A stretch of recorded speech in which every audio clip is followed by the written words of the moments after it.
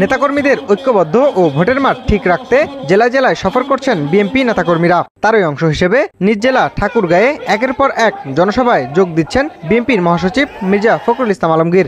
আজ বৃহস্পতিবার সকালে ঠাকুরগাঁও জেলা প্রেস ক্লাবে শহীদদের পরিবার ও আহতদের সঙ্গে মতবিনিময় করেন মির্জা ফখরুল। তাদের হাতে তুলে দেন আর্থিক সহায়তা। এ সময় সেনাবাহিনীকে ম্যাজিস্ট্রেসি ক্ষমতা দেওয়ার বিষয়ে নিজের মতামত তুলে ধরেন তিনি। বলেন, সারা দেশে নয়, শুধু যেসব এলাকা নিয়ন্ত্রণের বাইরে চলে গেছে সেখানে সেনাবাহিনীকে ম্যাজিস্ট্রেসি ক্ষমতা দেওয়া উচিত। ম্যাজিস্ট্রেসি পাওয়ার আমি মনে করি যে সেই সমস্ত এলাকাতে যাওয়া দরকার যে সমস্ত এলাকাতে নিয়ন্ত্রণের বাইরে চলে গেছে, কিন্তু যে সমস্ত এলাকাতে শান্তিপুর আছে, শান্তিপূর্ণ আছে, যেখানে রাজনৈতিক নেতা কর্মীরাই সমস্ত বিষয়গুলোকে নিয়ন্ত্রণ করছেন, সেইখানে এই ম্যাজিস্ট্রেসি পাওয়ার দিয়ে আবার নতুন সমস্যা তৈরি করা সমীচীন হবে না, বুদ্ধিমানের হবে।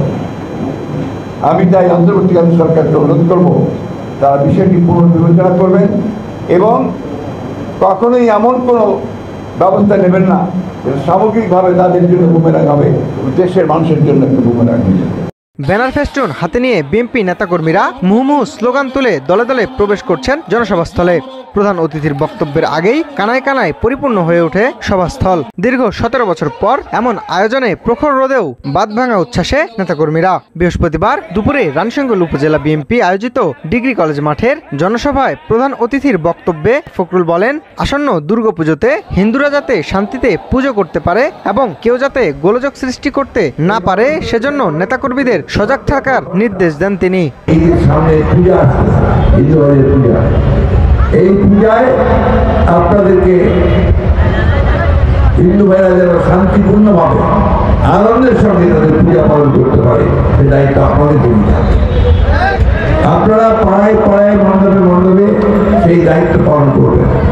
কোথাও কোনো গোলযোগ যেন না হয়, যে গোলযোগ হলে আপনারা সেগুলো উঠে দাঁড়াবেন। আমি খুব পরিষ্কার করে বলতে চাই, বাংলাদেশের সাম্প্রদায়িকতার কোনো স্থান নাই। আমাদের মানুষেরা ধর্মভীরু, সবাই ধর্ম ভালোবাসে, কিন্তু ধর্মে কোনো তন্দুর বিরোধীরা কোনোদিন করণই করবে না।